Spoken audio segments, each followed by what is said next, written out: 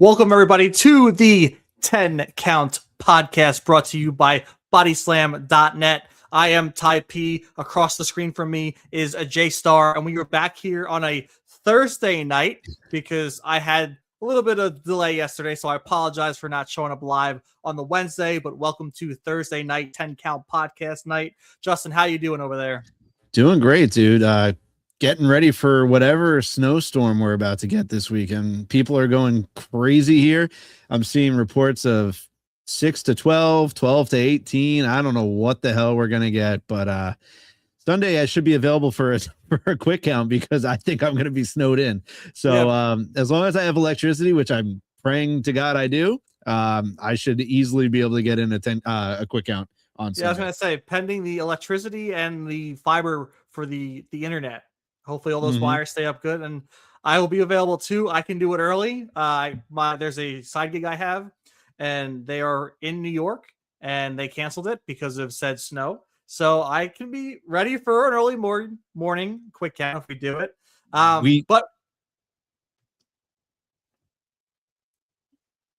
Sorry, you froze for a second.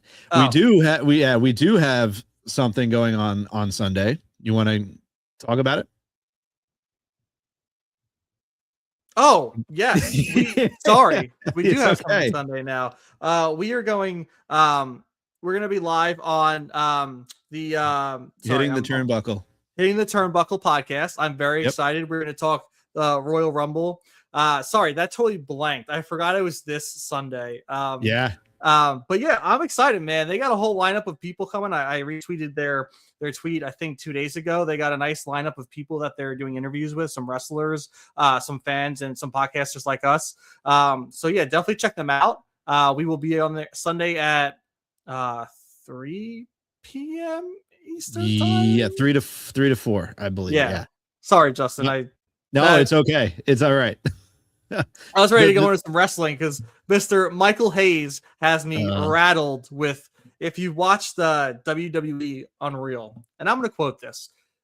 Before I quote it, Justin and I have always said, this is a pro Chelsea Green podcast, and it always will be. We are huge fans of Chelsea. We would love to have her on the show one day. I would love to ask her about the said quote that I'm going to say, but Michael Hayes said, and I quote, "She is entertaining, but she's not built for, nor should she be in a Tiffany Stratton or Charlotte Flair role. She is there to build them up."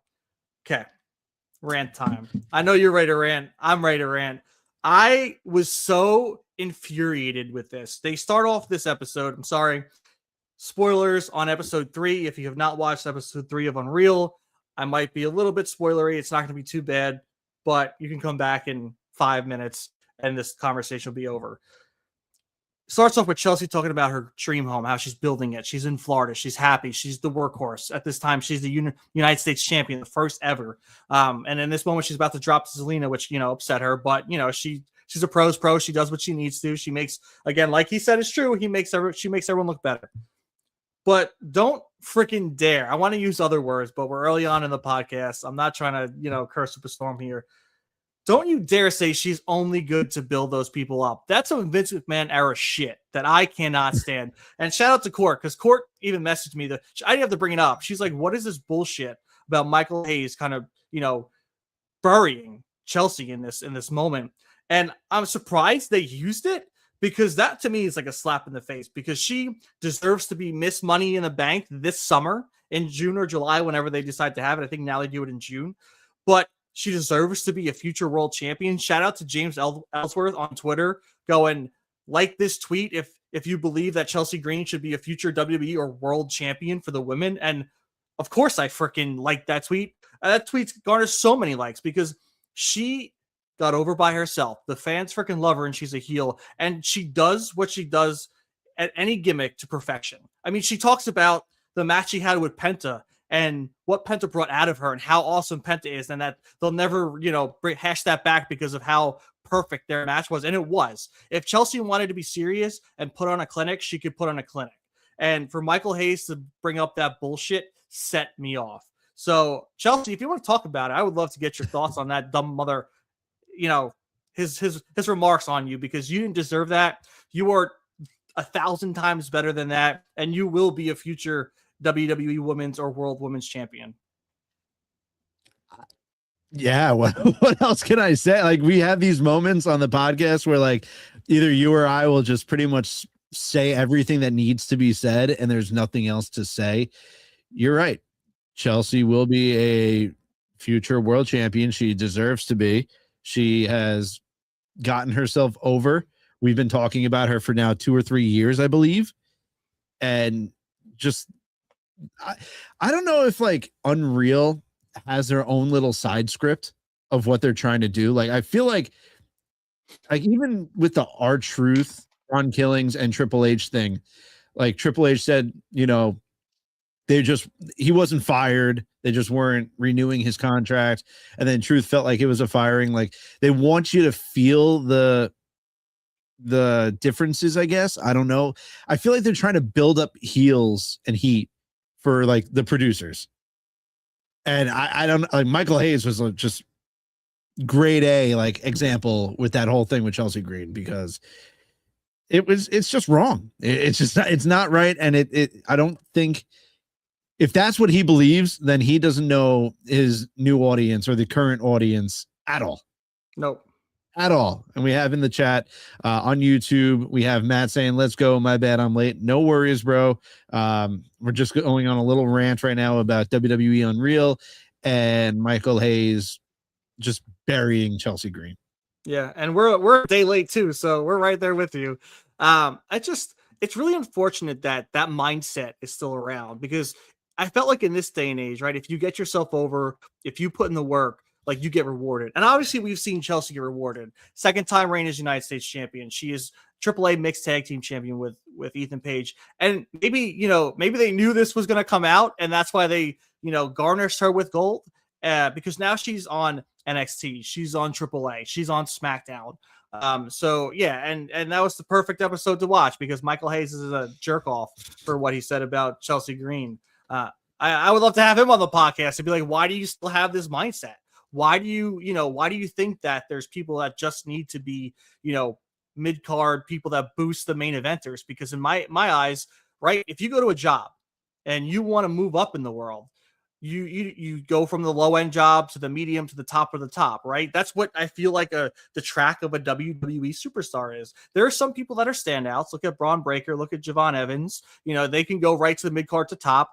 But if someone's in there putting in the work like Chelsea Green is and making a name for herself, they shouldn't have to sit. People like when Cardona was Zack Ryder, when Cody Rhodes was Stardust and doing dashing, and he was doing when he broke his nose, like, they took gimmicks and made them gold, and they didn't get rewarded for that.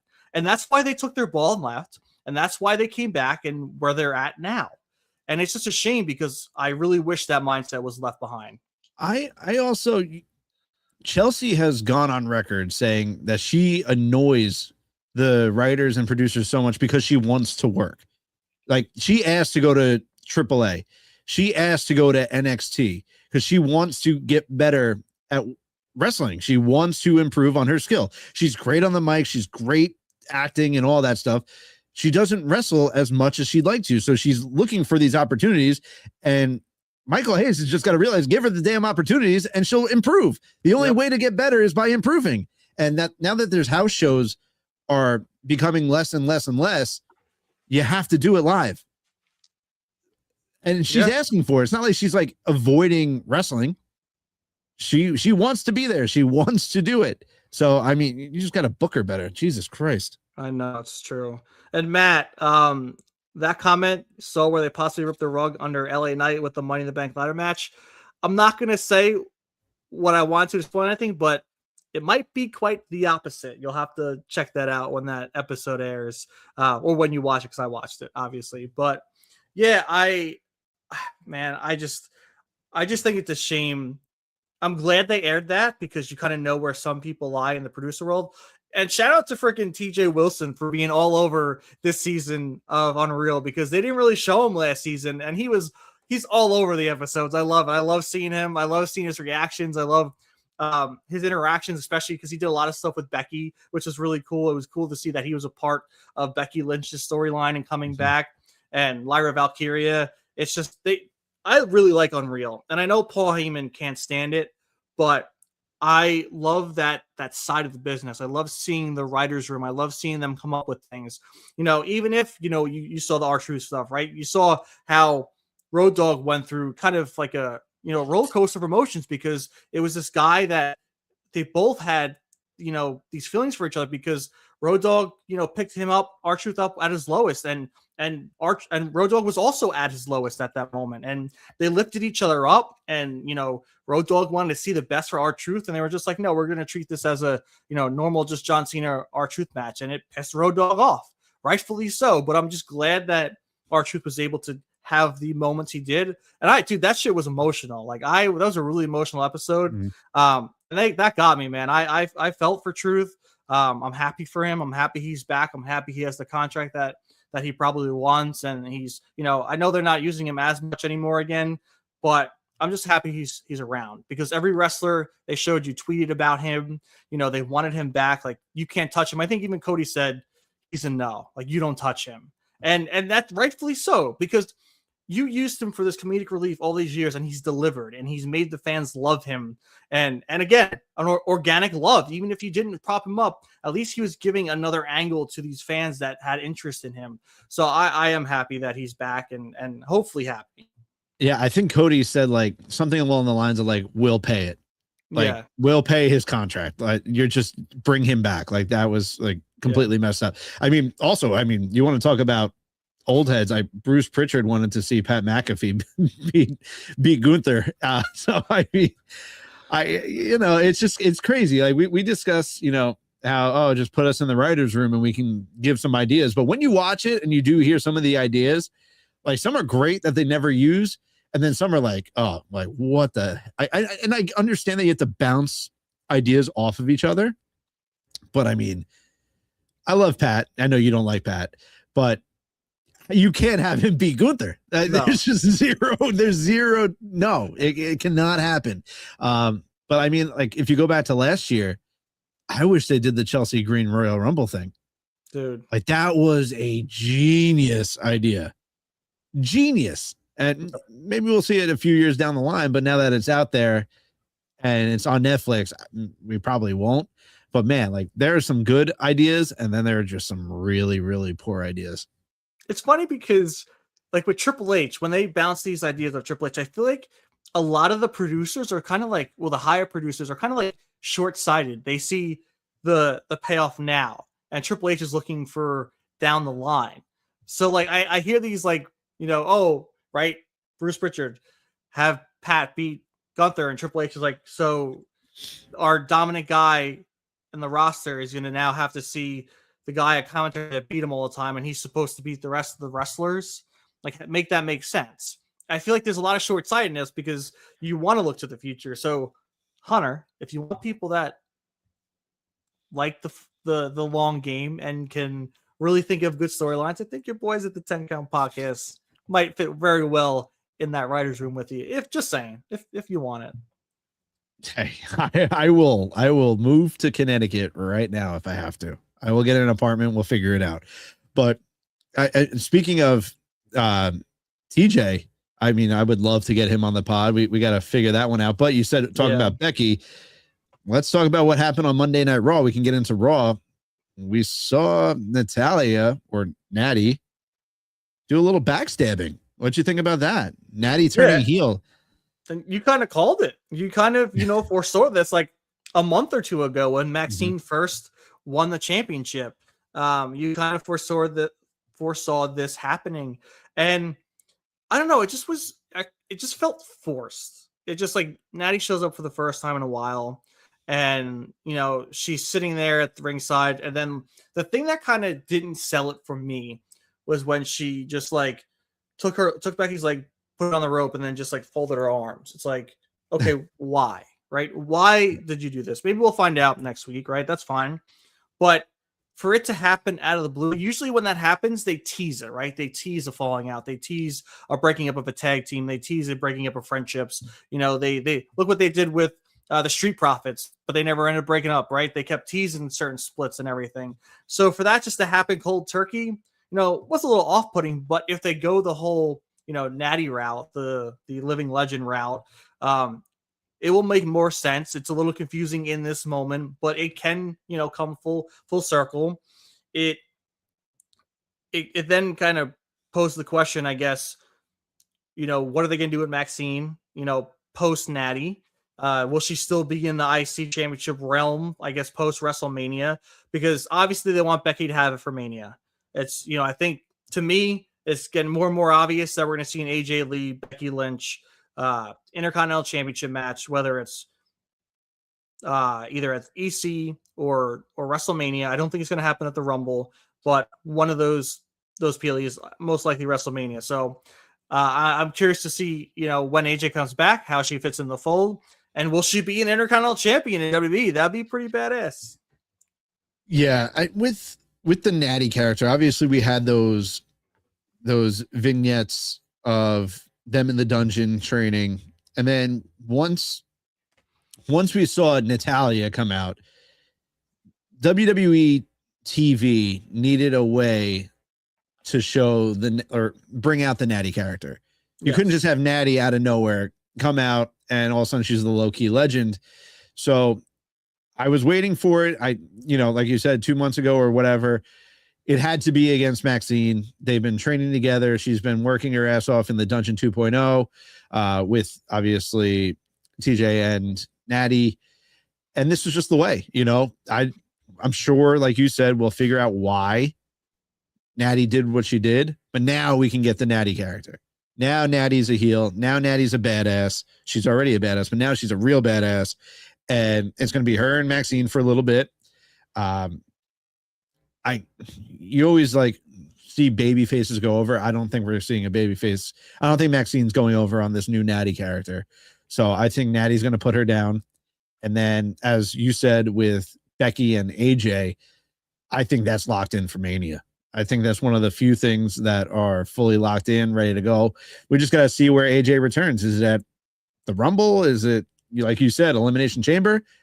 I don't know. But I do believe, like you said, there are reports out there that that's one of the solidified things for Mania.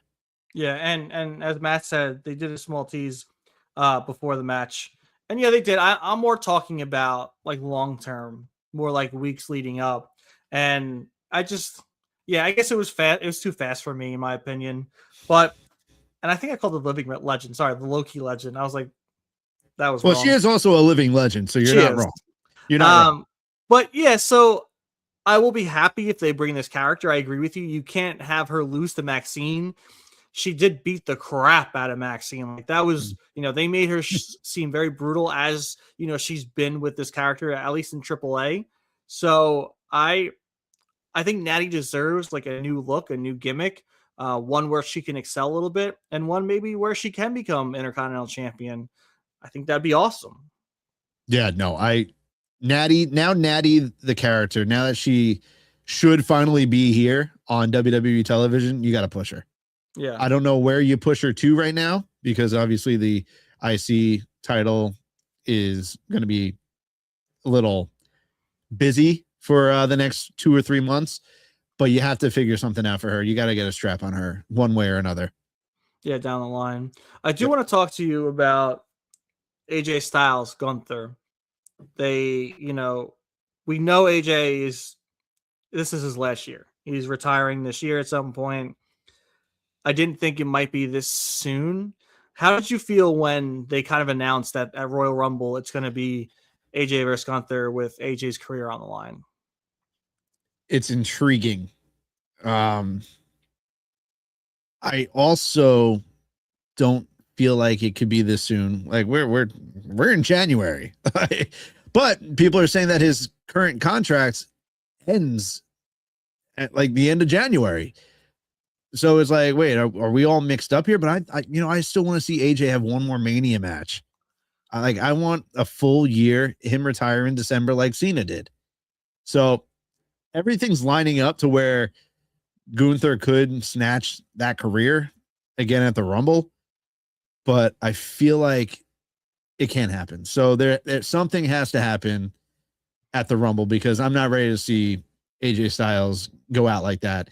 Like we've discussed that it will probably be Gunther that does do it. And now that it's a possibility, it's kind of scary. But I mean, we still need to see AJ in TNA. So there's just way too many things that still need to happen before AJ really takes off the boots and puts him in the middle of the ring. So I don't know. It's intriguing, but I just don't see how AJ can lose. Yeah, I'm kind of bummed about it because if they're going to pull the trigger, I feel like they can't do this match again, this stipulation again. So maybe they are going to have AJ retire on his own time if he wins this. But why tease, AJ staring at the TNA World Championship? He still has a lot in the tank. And for him to be gone in January, I don't know. Unless he's happy with that, unless he's fine with his contract not being renewed and he's just going to go off in the sunset. But I don't know, man. It feels weird, right? Yeah, I don't. It's bad taste in my mouth. Something's not adding up. Like these reports come out that his current contract ends, like I said, at the end of January or early February. But then he said, in past interviews, he said like, "Oh, I probably have one more Mania left in me." And then, like you said, he's on TNA, staring at the TNA Championship, and we're seeing all these reports that during his final run, he will probably end up in TNA for a match or two. So there's just no way his career can end in 2 weeks. There's no way. So I either there's going to be outside interference, someone's going to help him, or he's just going to beat Gunther clean. And I mean, we haven't seen Gunther get pinned or tap out in a singles match in I don't know how long, since probably Jay, right? So, I mean, it can happen. I mean, we did see Gunther tap to AJ Styles last week. Just the referee didn't see it. So yeah. Who knows? Maybe we do see AJ go over clean on Gunther at the Rumble. I hope so. I'm not ready for AJ to go. It's been 10 years. And that's the thing. It's going to be his 10-year anniversary that he's been in WWE, which is crazy, maybe that's why they're like, oh, 10 years of AJ Styles, now get the hell out. Like, I don't know. I feel like that's disrespectful, but I have so much more for him. Like, I want to see him wrestle for the World WWE Championship again. I want to see him, like you said, in Mania. I want to see him in Money in the Bank again. That would be cool if he had a chance to hold that briefcase and maybe cash in for one last title run. I'm not ready for it. I don't want to let go of AJ Styles yet. We just lost Cena, and a month later we're going to lose AJ. I think that's insane. It just doesn't make sense. And I kind of wish that they didn't do this whole career angle, because it just, there's too many things that aren't lining up. And if this match was to happen, let's say in like November of this year, then, oh man, Gunther's doing it. Gunther is making AJ Styles pass out and then taking his boots off for him. Like, that's what I would believe. But it's freaking January. It's just, I don't know. Doesn't make any sense to me. And now I feel like AJ's got to win some way, somehow, some shape or form. Well, what if they go the shock factor value, right? Like, no, they can't. They can't. There's no way. Like, there's just too much being teased. If they do that, that is so messed up on so many levels, especially to like TNA fans. Like, that's horrible. Unless like he's retiring from WWE and then he's going to finish up in TNA. But I don't see that happening at all. I see him just doing a match or two in TNA throughout the year. That's it. I don't know. It just doesn't make sense to me. I wonder if because Cena. So he said his career, right? So his career would be his whole wrestling career. Yeah. So I don't know if he could then go to TNA. I just want to know. Royal Rumble happens. AJ loses. He's gone. How do you feel? Horrible. I'm very pissed off, and we will have a Michael Hayes, Chelsea Green like rant on the upcoming podcast. Yeah, we will. That would be horrible. It's a Saturday night, right? The Rumble. Yeah, well, Saturday afternoon. Oh, you're right. That quick count the next day is going to be boiling. I'm not even putting that out into the atmosphere. I find it weird that they did the whole angle with the career. It just doesn't line up for me. He can sign a year contract if his contract is actually up at the end of the month. Yeah. He's not going to AEW. He's not finishing in AEW. No. This is it. So all right, let's just not bring up the bad vibes anymore, because that will be a podcast for the ages if Gunther retires AJ Styles in January of 2026. It'd be insane. How about, which dude, I was rolling. We're in Ireland. We have the Vision versus Ray, Penta, Dragon Lee, and our friends in Ireland are chanting Logan Paul's banned from Japan. Dude. What a chant. I freaking loved it. Matt says, does Gunther lose, get pissed, demand a rematch at Mania again for in contract? But that sounds, I don't know. I feel like at that point, Gunther could be like, I want a rematch, but I think we both put up our careers, and whoever wins, stays, and whoever loses goes. I could see that route happening, but I also don't want that to happen at Mania. I would like AJ to finish out the year. Yeah, I mean, Mania is in what, 3 months, 4 months? It's coming up. So and you can't do career versus career because Gunther's not retiring. It's true. So that just defeats that whole purpose. You know who's going to lose. Yeah. So I don't know. I just don't like the whole career angle. But as you said with Logan Paul, I sent you that video of Logan mic'd up. It's great. Logan's awesome, man. Dude, he's so good. I love Logan Paul. He's talking about dragons, like, oh, I know about dragons. I got a Charizard. Like that's, dude. The guy is money. The guy is complete money. Yeah, dude. He's looking at us. They're like, now I'm out of breath. How do you feel? Or something like that. Oh, no, man. but it was a solid match. I like that Ray used the brass knuckles against them. I'm more intrigued about Paul Heyman talking to Adam Pearce and saying, do you want to take this phone call with me? And then on Logan's vlog, Paul Heyman pretty much went to Logan and said, just got off the phone with a big man. And he said, oh, Triple H. And he's like, no, even Triple H doesn't want to talk to this guy. So I'm wondering who they're teasing. Is it The Rock? Oh, yeah. Why wouldn't Triple H want to talk to Brock? I don't know. I don't know. I feel like it's got to be Brock. He's still around. Gunther's going to retire him in SummerSlam in Minnesota. That I can't wait for. He should be fighting Lesnar at Rumble for his career. I would be fine with that. But yeah, I don't know. I guess we'll see. I like I said, I honestly think it's Brock Lesnar. I think they want to bring in him as, the big time muscle to just wreak havoc, because, if Adam Pearce can put his hands on Braun Breaker and suspend him, then I think they want the Fist of Vengeance and Brock Lesnar to come and just smoke everyone. Could be, but could it be your boy Dwayne? I mean, your boy Dwayne did not get any Oscar noms. It's true. So he should probably make his way back to WWE for a little bit. I'd be fine with that. I don't know. It's I don't know. I just found that to be like that tease to be very open-ended. Like some people were saying, oh, it's Vince. Vince is gonna come back. And I was like, yeah, okay. Good luck with that. TKO ain't touching that with a 20-foot pole. I'll say that much. They don't want anything to do with that. No, not at all. So I'm surprised Pritchard and freaking Hayes are still in the company. Still very shocking. Well, it is what it is. And then obviously wanted to talk about El Grande Americano and Javon Evans. Hopefully everything's all right with Javon. I heard that it was they were just going for concussion protocol, but they don't think it is. They're just being safe. So hopefully he's okay. Oh, I didn't see that. So that's good to know. I must have missed that on X because it was a little scary.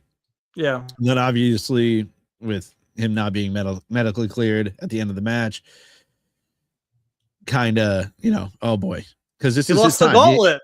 He lost the gauntlet to the Americanos. I know he did. I know. And then what did you think about CM Punk and Balor in Ireland? Loved it. I love that Balor came out to his old theme song. I love that he also forgot his part in the entrance. He's like, oh, I couldn't hear it. It's too loud or whatever. And it's like, nah, like you're so like out of that entrance, which is fine. I didn't care. I thought it was funny that he forgot. But they put on a hell of a match. I think you see Punk say, Epic give me a hug to him or something like that at the end. It was a feel good match. The Irish crowd was all for Finn. They were booing Punk. Punk was playing into it. It was great. The match itself was awesome. The false finishes were great.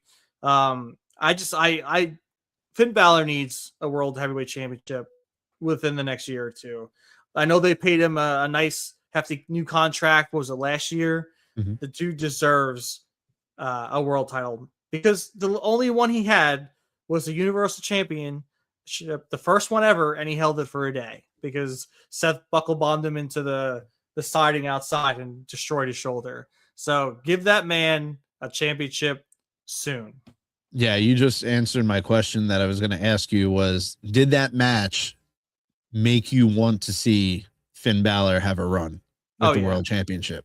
As much as CM Punk's Rock, CM Punk 1-2, as much as I love CM Punk, the vibe on Monday night, dude, I would have loved if Balor would have just won out as a shock. In Ireland? That would have been sick, dude. I would have loved every bit of that. But as Punk said, he's not ready to let go of this championship. People are going to have to pry it from his dead, cold body, his cold hand. So it's going to be a while before Punk loses it, probably Mania. But boy, if Finn would have won Monday night, I would have popped in my freaking bedroom over here. And people, I think it was actually Corey Body Slam. Shout out to Corey. He said Finn's in for a singles push in 2026. And if this was just the beginning of it, and they continue to build this up, you got to have something happen with him in Judgment Day. Obviously, there was no Judgment Day to help him there. When does that, once that breakup happens, then I think we're going to be in for a face major Finn Balor run. Yeah, but he needs to start winning. He's been on the downturn of every match, every storyline, every Judgment Day match. It's besides tag team matches, when he's been in singles, I'm curious to know if anyone knows in the chat. I might look it up later just to find out for myself. But when was the last time Finn Balor won a singles match? That wasn't like AAA, right? It wasn't against, Mr. Iguana. Mr. Iguana. When in WWE was the last time that he won a singles match versus a WWE superstar? I mean, off the top of my head, I could not think of it. And yeah, no, I couldn't think of it. And actually, I think a better question is, when was the last time he won clean? Because if he has won a singles match, I feel like he's had JD McDonough, Dom, or someone else help him and finish the dirty work off. Yeah. So, I mean, Finn, I don't know how to explain Finn because you look at Finn and he's a star. The guy has been a star for a long, long time, going back to NXT. I need to see the Demon. I need them to bring the Demon back out. Once I see the Demon and they're using the Demon properly, that man is not going to lose that title for several months. And he was on Cody's podcast, and even them, the way he carries himself, the stories, just how passionate he is. It's how, I know there's only so many championships to give out, right? There's only so many people you can give the WWE World Championship to, but they had faith in him to put him as the first ever Universal Champion, and you lost faith that quickly? He's been back all this time, and he hasn't had one more WWE or World Heavyweight Championship run? It's insane. And he's so over with the crowd, and like you said, they need to do the Demon thing right. Unfortunately, under Vince, when he sees gimmicks like that, he's like, oh, this is good shit. I'm going to friggin' use this all I can. It's all right, dude, calm down. It's a gimmick. It's a Demon gimmick. I know you buried the Fiend. You love that too.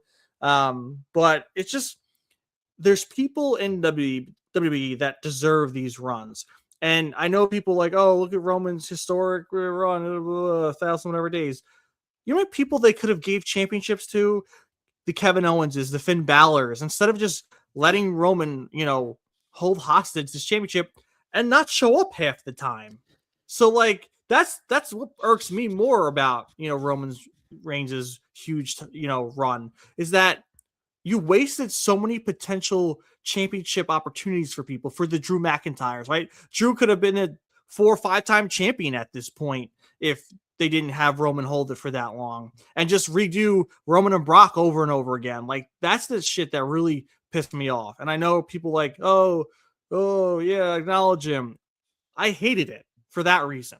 We lost out on so many potential championship runs that could have made these stars and boosted them to even higher heights than they are right now. But because we had to watch Roman show up randomly and hold the title hostage, we didn't see these things happen. I think we're going to see Roman Reigns in about 2 weeks at the Royal Rumble, probably win the Rumble. So yep. That's just, we both had we both guessed that one. But yeah, I think we're going to see Roman reappear very soon. And just, if you have a fan favorite for the Rumble, just be prepared that you might acknowledge Roman Reigns as your Royal Rumble champion. We have Matt in the chat on YouTube. Exactly, Ty. What's the difference between part-time champions and injured wrestlers who have to vacate the title? I mean, no difference. I agree. What? So when an injured wrestler who has to be gone for 4 months has to give up the championship for 3 months, they have to give it up. Roman doesn't have to work for 3 months, so he holds on to it. Makes no sense. 0 sense. Yeah. I think 1 year he went from WrestleMania defending it to SummerSlam or something like that. That's 4 months. That's insane.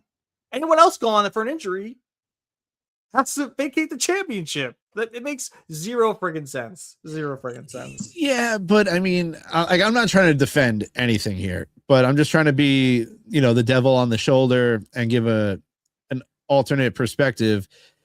When Roman wasn't wrestling every single week, at least he was healthy and he was on TV and he was able to push along storylines. Was he on TV? He was there with the whole bloodline saga. Like, he would Jimmy disappear. And Jay were carrying it. Yeah, he would disappear for like 2 or 3 weeks, but then he can get physical. He can take it. He can give a spear. He can, he can do that type of stuff. When you're injured, I guess you could push along a storyline, but it's kind of hard when your arms in a sling or your legs in a cast. I don't know. I don't know. I mean, I guess it can go both ways, but at least, when you're healthy, yeah, sure, you're not wrestling matches as much, but you can still get physical and push along storylines. Also, I have an update on my Finn Balor question. I just looked it up. Finn Balor's last televised singles win, January 9th, 2025 versus Dragon Lee. It's been over a year. Wow. Since that man has had a singles victory in WWE. Over a year. Was that match? Did he win that clean? Can we figure? No. Wow. Because that's Judgment Day, obviously. So yeah, JD McDonough probably at some point got involved, and it wasn't a clean victory for the man Finn Balor. That's crazy though. Over a year. Yeah, that is absolutely insane. Yeah, so it was not clean. Yep, there you go. JD McDonough's involvement played a role in the outcome. There you go. He distracted Lee at a key moment, which allowed Balor to recover and hit his coup de grace for the pinfall. There you go. Literally called it. I mean, it's wild. It's wild. There's just nothing else that can be said about it. Did you want to get into NXT, or you want to save? I would love to talk about Mariah May and Jada Parker, dude. I am so excited for this. I want them to go to war. They are both badasses. I want to see Mariah May really show up and show her violent side here, because this is where it'll grow. And I can't wait for them to clash. I think we're finally getting a spotlight on Jada, especially if she's feuding with Mariah May. And she just has so much swag, Jada Parker, dude. The whole crowd loves her. Miss Parker. Miss Parker. Yeah, I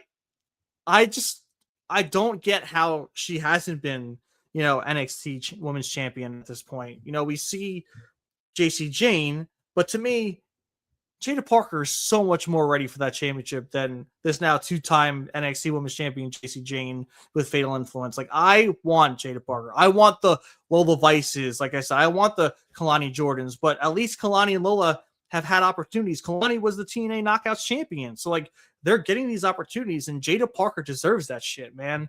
And I hope that after this feud, I know Mariah May should probably come out on top, but I honestly hope Jada does. I think it'll help make Jada look stronger, puts her right at top contention for the NXT Women's Championship. But I know they're really putting the rocket on Mariah May's back. I was just about to ask you. Like, I know you love Jada Parker, and her return was awesome with the Miss Parker. She's super over. But I mean, we saw what just happened to Mariah. She probably should not have dropped the North American title, and now she's in this whole different universe. Can she lose again? I don't know. Unless the plans are for Jada to go over on her and then Mariah's main roster bound, that could be an outcome. But for some reason, I just don't think that's it. And I think we might be in for Jada coming up a little short in this feud. I could be wrong. No, I could see it. I know they think the world of Mariah May. You're right. Does she lose again? But maybe this is her punishment. Hey, learn to kick out on time. Like, pay attention in your matches. I don't think that's true. I don't think they're that freaking petty. I think they pivoted where they could. She didn't kick out. The Hale won. Now we have Izzy Dame as the North American champion. So, and I think Izzy Dame's fighting Lola Vice and isn't a triple threat coming up for her championship? I'm blanking out. Off the top of my head, I'm not sure. I can't remember. Anyway, but yeah, so I want to see Jada Parker do big things. If not, bring her up to the main roster, right? You brought up Last Legend to be with Nia Jax. Jada Parker has the swag. She has the promo skills. She has the in-ring ability. She could beat the hell out of people. Like, I'm all for her to do where she needs to. If she loses to Mariah May, it's not the end of the world. But I feel like Jada could benefit more from a win than Mariah would from losing to Jada. Because at the end of the day, Mariah May is still Mariah May. Were you shocked that? You probably shouldn't be shocked because Ethan Page. But were you shocked that Ethan won? No. Did you think Elio LaFleur was gonna come out with his debut and send Ethan to the main roster? No, Ethan's here to stay. He's gonna be the head of NXT for a while. Him and Ricky are looking like they're going to be boys again from back in the day. Ethan's holding some championships. Ethan's happy. He's the man on NXT. He's the face of NXT. And yeah, I didn't think he was losing. I think it's going to be at like Stand and Deliver when he loses finally. I think he's going to hold us into the WrestleMania weekend until he loses that championship. And then maybe he goes to the main roster, but he's so good where he's at.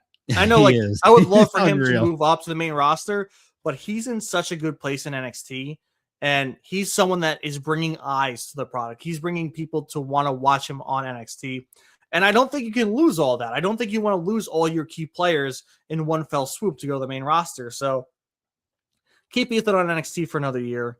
I'm fine with that. Maybe he'll be fine with that. He's just he's the best person to have there, men wise. In my opinion, 100%. I'm with you. He's just he is NXT. Everyone wants to fight him. We've seen TNA people come after him, and we've seen his own people come after him, and he always winds up on top. Man, you can't take Ethan Page down. And listen, you mentioned losing people. They lost a lot of people to free agency, right, to the main roster, but they're trying to show off these up and coming talents from Evolve, and I got to witness a few of them live at NYWC when they did the WWE ID show. So, I mean, I saw Swipe Right. I saw the Vanity Project. I saw all them live. I saw Sean Legacy live. Sean Legacy defeated Eli Knight. I didn't get to see Eli when he was there, but they're all up and coming. They're all from Evolve, and they look great. So, I mean, NXT and Shawn Michaels, they are slowly integrating these new talents from Evolve, if you watch it on Tubi, that are going to be now the mainstays of NXT for at least the next year, 2 years to come. So, I mean, they're doing it right. They're doing it completely right. Yeah, NXT is just. I mean, we talk about it all the time. It's on a level of its own. It's just a fun watch. They, I feel like Sean has so much more free reign with creative and doing what he wants. And it's how Triple H was when he had full creative reign over NXT, when no one cared about it and he had his own little bubble, right? The black and gold NXT, the things we saw back then was awesome. And this is, what we're getting now. It's a special era in NXT again. It's not that rainbow bullshit that Vince tried to turn it into. That to me was one of the most depressing moments in NXT history. But we did get the people like, Braun Breaker, that awesome Mandy Rose a reign she had until they're like, oh, you're like on an OnlyFans. Sorry, there goes your whole great reign, and we're never gonna talk about it again. Which to me is kind of dumb. Give me a break. But yeah, I'm just happy where NXT is right now. I love the characters they have. I'm excited for Tony D'Angelo to maybe become our next NXT Men's World Championship. I'm very excited for that. They look like they're really raring to go with him, and they should be. But I'm curious to know, like, what's his gimmick gonna be? Because we don't really know. We don't, because obviously he's not the Don anymore. He doesn't have a family. So I'm curious to know what his real gimmick is going to be, or if he's just going to be himself, angry, pissed off that he got betrayed, and now he just wants to be champion. So I guess we'll see. Yeah, Tony D, I don't have a grasp on him either yet. He's just kind of just lurking in the background. The spotlight hits him, or he's just out there just messing everybody up. He's just leaving everyone out there, dropping some like flower petals on him and just walking out. He's another one though. I don't see him going up to the main roster anytime too soon. So he's going to be one of those mainstays up on the main event scene for NXT. And then the last thing I wanted to bring up with NXT was I'm thinking we might finally get the turn that we've been waiting for. Right before the main event, or earlier in the show, you saw Azaria go to Sol Ruka and saying like, I'm kind of upset that you didn't really support me for that TNA World Title match that I had at Genesis. And then obviously they end up winning. So now they're number one contenders for the TNA Knockout World Tag Team Championships. I think that's where we might see it. So first off, I'm going to go back to Tony D for a second. That man should be putting fishes or horses' heads next to his beaten down opponent. Just saying. Anyway, I don't know, dude. I feel like they're just going to be together. They might even think it's going to go the tag team championships. I get where they're going with the, oh, you weren't there for me, but Sol Ruka was the one that said Zarya should wrestle you for the championship. She's the one that made the match happen. She said, Zarya, take this. You deserve it. So, like, I don't get where that kind of, because I feel like this whole thing's a mess. I know we got the thing scrolling at the bottom right now, but I could go on for a bit and I'm not going to. All I'm going to say is this. They're not going to do it. I hope they prove me wrong. I feel like they're going to leave as the Knockout Tag Team Champions, and then we're all going to be annoyed, confused to what the hell is still going on with these two. So that's my take. You think that they're going to already beat the whatever their hell name, Elegance, Elegance brand. Yeah, the Elegance brand. Yeah, I think so. I think that the only reason the Elegance brand has the titles is because the Iconics or the Inspiration left, and I think they're a transitional champion, and I think they're going to toss the championships to Zarya and Sol Ruka. Oh man, I hope not. I hope the turn finally happens. And then last thing before we wrap up, I want to know, what are your expectations going into TNA tonight? They have to hit a home run, right? Or do you think they're just going to lose everything? No, I don't think they're going to lose everything. I think that I don't think necessarily they have to hit a home run, but I think they need to expand more on what they started last week. I think they need to flourish out some storylines. I think they need to garner interest in these storylines. We did see a bunch of, surprise, not returns, but I guess there are some returns, some new superstars, but now make people care about them. Now make people care about these storylines, because if you do, I think they have it with Daria Ray. I think she's going to be a great yin yang to Santino, and that alone excites me to go watch it tonight. But like I said, I don't think they need to hit home run. I think they just need to keep interest, and they need to expand and make people want to come back next week. And if they can get one or two storylines that bring people back or want to bring people back, I think that's fine. And there is the Wrestling Junkies podcast. What up, guys? What up? What's going on, fellas? But yeah, I just think that they don't need to hit a home run. They just, because again, it's just TNA, right? You know, they're doing better, especially with this partnership with WWE. I think they just need to bring in interest on a few storylines, and once they do that, they can really start focusing on, you know, their lower tier, mid tiers, the wrestlers. I think Santana is as a draw. If you tease this Nick Nemeth approach every week, I think that's going to garner interest, because you're going to be like, oh, when's he going to call his shot? I think that's kind of an easy way to bring people in. So I think the ball is in their court, but I think they just need to hit a double, not a home run. Yeah, and just the last, I'm with you. I feel like TNA needs to focus more on the independent. Like, obviously, WWE is locking up a lot of independent talents with the ID program, but I saw it out there on X, like Richard Holiday. He's one of the most over independent wrestlers in the world right now, and TNA has to jump on that. TNA has to jump on these over independent wrestlers, like Bear Bronson. Perfect example. Yep. They bring in Bear, friend of the show, and they give him a few matches. Obviously, he wins the number one contendership match. He ends up losing to Frankie. Yep. And there's rumors that Bear might be signed with TNA, but then we haven't seen him. So we need to see Bear Bronson start bringing these people in. I don't know. So I'm hoping tonight. Go ahead. But the one thing that they did do that I really liked is they're bringing back the Feast or Fired, because that is something that gets attention, right? Someone's getting fired. At least someone's getting fired. And then who's getting these opportunities for these championships? So that, to me, alone is a good gimmick to get people interested, to get people involved. You know, it's like Deal or No Deal. It's a game show kind of. And you bring that element into that week. I think it's next week. And if they do it right, and they feast the right people and fire the right people. I don't know if there's ever a right person to fire. Maybe there is. Michael Hayes, sorry, you can screw off. Anyway, I think that's a good gimmick to get people interested. So to me, in my eyes, that's a win right there. That was a good thing to bring back. Yeah, I feel like the writing's on the wall for Steve Macklin. Steve Macklin's gonna get a briefcase, and it's gonna be fired, and Steve Macklin's gonna set off into the sunset, and there's going to be TNA losing another one of their top talents.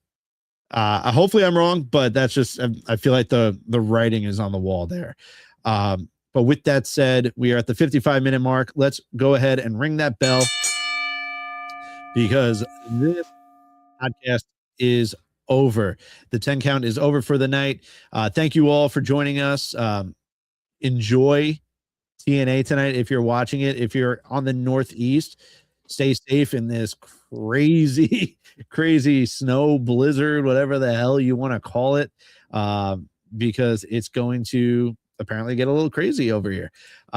Top right corner, you can see the QR code that will bring you to prowrestlingtees.com, and that will bring you to the official merch of the 10 count podcast. You can get a quick count t-shirt or the 10 count shirt.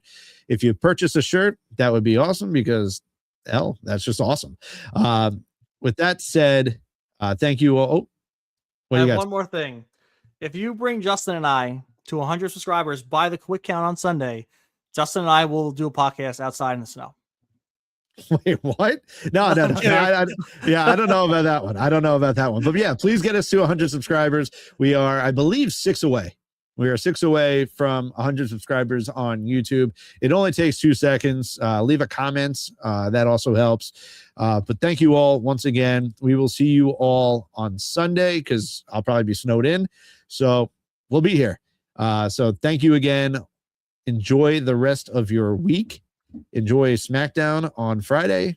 Enjoy TNA tonight. And we'll see you all on Sunday for the quick count. Until then.